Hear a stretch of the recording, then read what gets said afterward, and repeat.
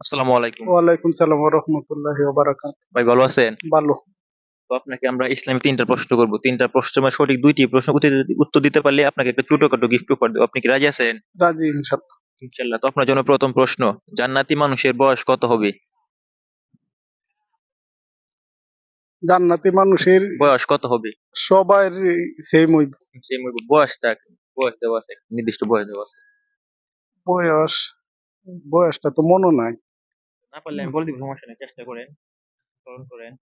বয়স ৬০ বছর।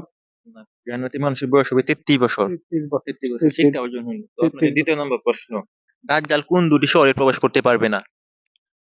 দাজ্জাল জান্নাতে প্রবেশ করতে পারবে। কোন ২টি শহর পৃথিবীতে দাজ্জাল আগমন হবে, কোন ২টি শহরে প্রবেশ করতে পারবে না? এই খ্রিস্টান কোন ২টি শহর?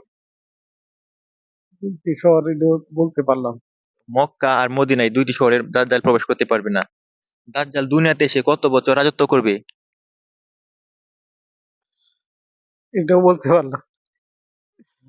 এটাও বলতে পারলাম। ৪০ দিন।